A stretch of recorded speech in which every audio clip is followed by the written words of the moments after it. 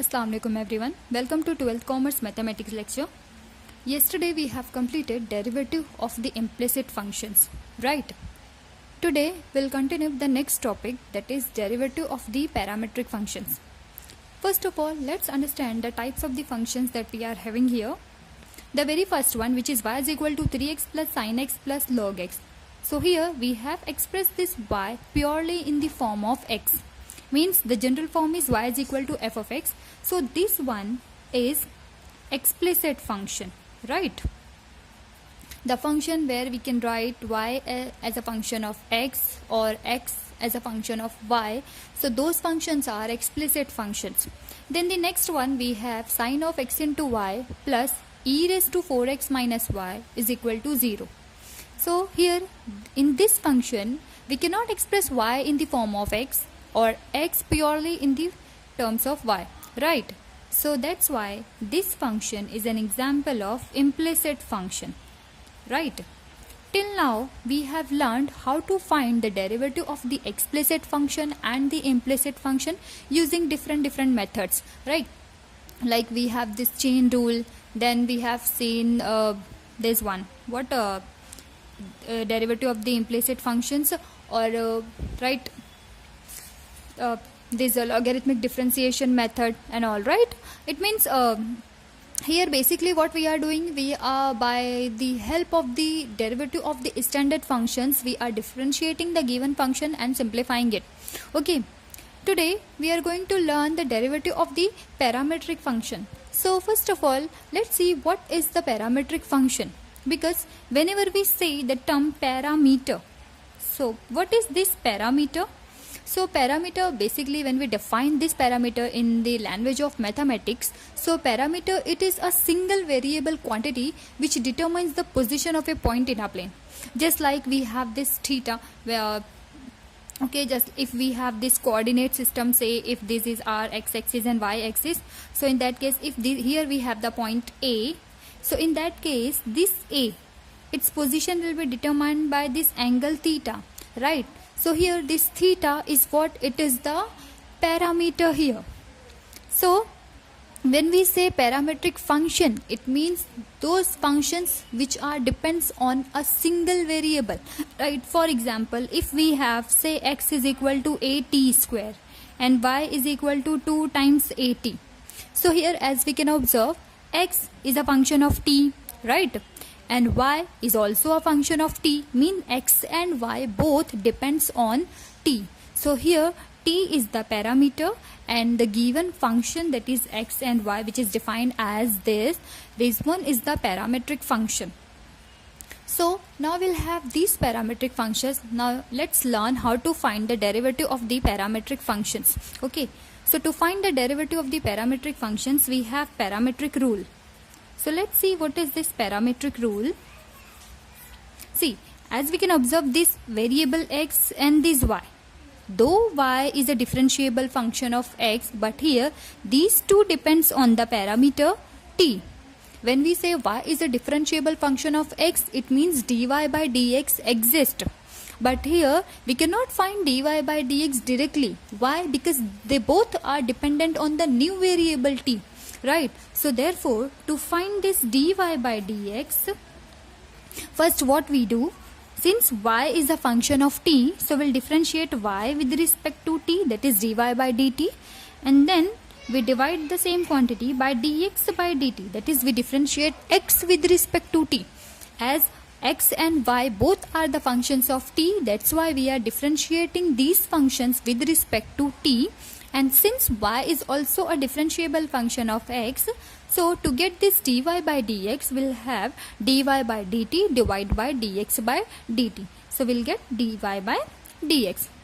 Here we'll have the condition provided that this dx by dt should be non-zero. As being a mathematics student, you should know why this dx by dt will be non-zero.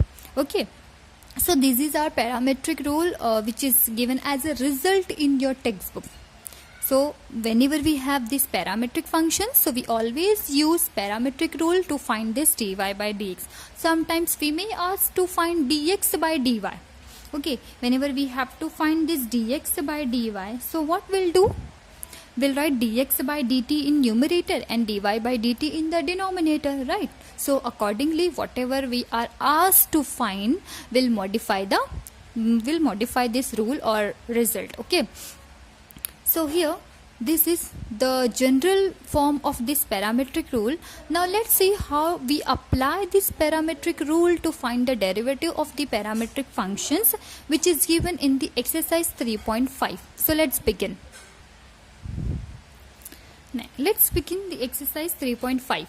Here we have the question, find dy by dx if x is equal to a raised to 3t and y is equal to e raised to 4t plus 5. So as we can see, x and y both are dependent on t, right? Means here t is the parameter. So to find the derivative or to find this dy by dx, we'll use parametric rule. Okay, so let's begin. Here we have x is equal to e raised to 3t. So let's differentiate this one with respect to t because they are the functions of t. So derivative of e raised to 3t is e raised to 3t itself because it's an exponential function. Then we have to multiply it by the derivative of this 3t, which is simply 3. Okay, it means we have 3 e raised to 3t. Then next we have y is equal to e raised to 4t plus 5. Okay, so differentiating y with respect to t will have, again it is an exponential function, so derivative will be e raised to 4t plus 5. Then we have to take the derivative of 4t plus 5. So derivative of 4t is 4, and since 5 is constant, so its derivative will be 0, so no need to write it. It means we have the final derivative 4 times e raised to 4t plus 5. Okay. Now next, here we have this dx by dt and dy by dt. Now we want dy by dx. So dy by dx will be dy by dx is equal to, it is given by the parametric rule which says we should have dy by dt divided by dx by dt. Okay, so now substitute it. Dy by dt is 4 times e raised to 4t plus 5 divided by dx by dt is 3 times e raised to 3t. It means we have 4 by 3 e raised to 4t plus 5. When we shift it in the numerator, so we'll have minus 3t. Okay, it means the final dy by dx is 4 by 3 e raised to 4 minus 3, so we'll have t plus 5. So this one is the final answer. Okay, so hope you got it. Now let's move to the next problem. Now the next question again we are having with the same from the same exercise. X is equal to u plus 1 by u the whole square and y is 2 raised to u plus 1 by 1 by u. As we can see, again x and y both are dependent on u, means here we have u as a parameter. So now let's find dy by dx. So since x is u plus 1 by u the whole square, so first of all we'll find dx by du. So differentiating x with respect to u will give us, see, first of all we have this algebraic index here, right? Means it's an algebraic function. So we'll apply the derivative of x raised to n, where we treat u plus 1 by u as x and n is 2.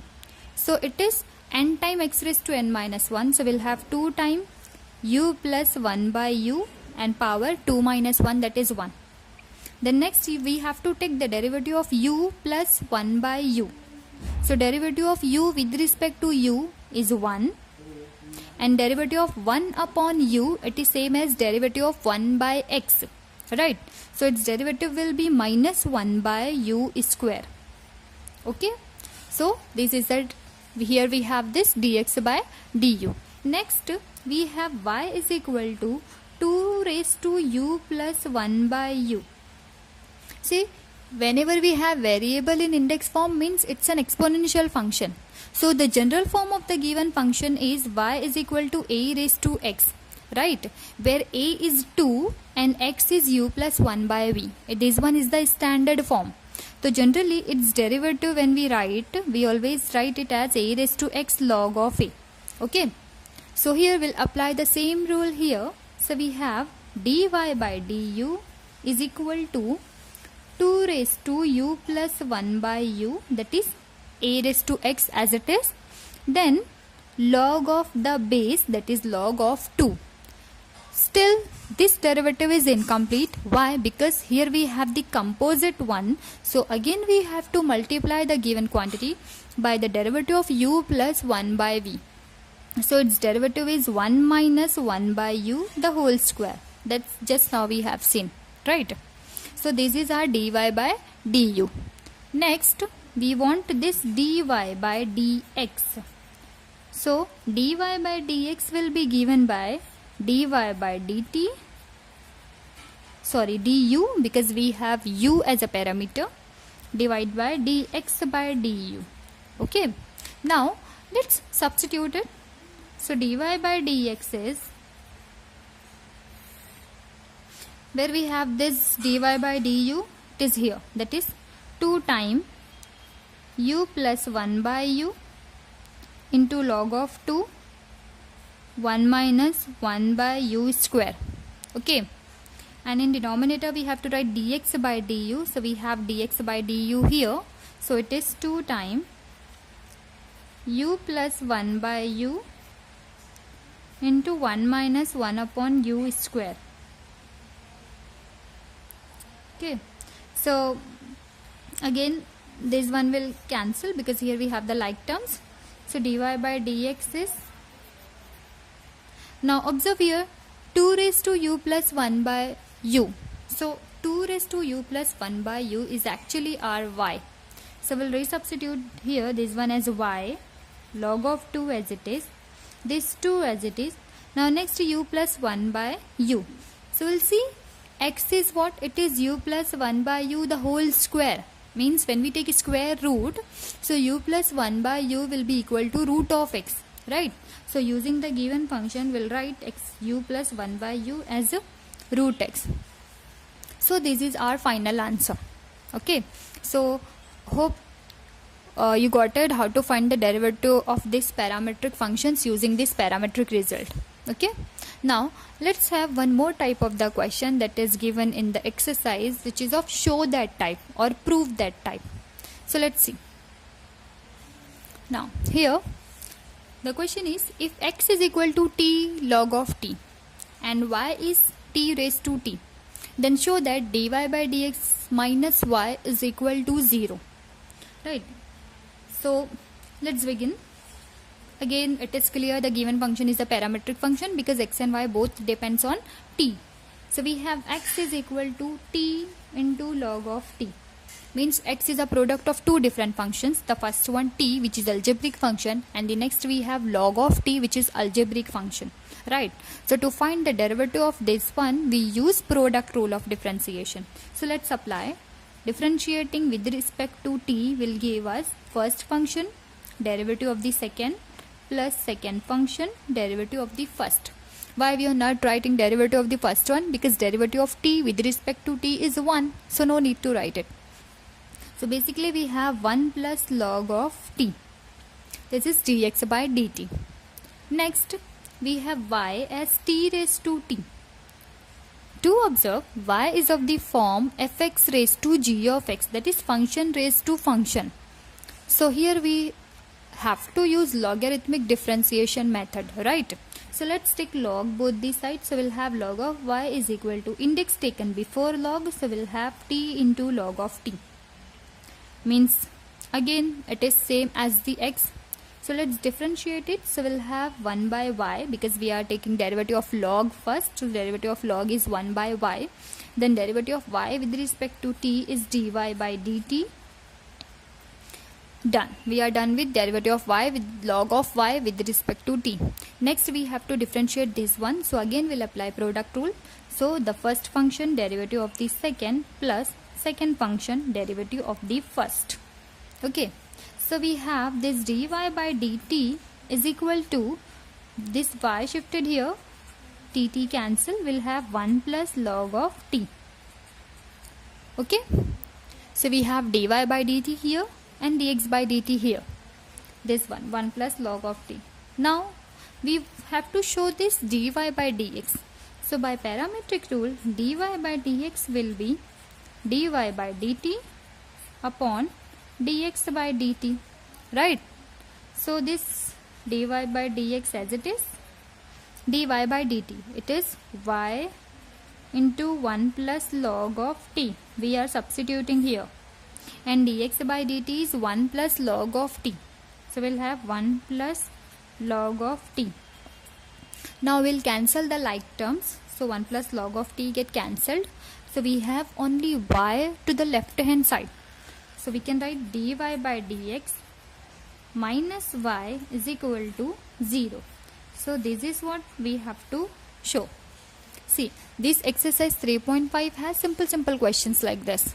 So when you start practicing, definitely you will find it easy. And yes, whatever solved examples which is given on this derivative of the parametric function on page number 96, I guess. So those solved examples are for the self-study. You won't have any questions from the solved examples of these parametric functions in your final exam. Okay. So for your final exam, you have to prepare the exercise 3.5 only. Questions of the solved examples will not be there in the final exam due to this corona pandemic. Okay, it is for this current academic year only. So here we have completed our exercise 3.5. All questions are very simple. We are selecting those questions on the basis of what? On the basis of the which you can solve the remaining questions of the exercise. So start practicing. All the best. Inshallah, in the next lecture we'll continue with the last topic which is remaining of the chapter differentiation, and this topic is derivative, higher derivative. Okay, so we'll continue in the next lecture. Thank you.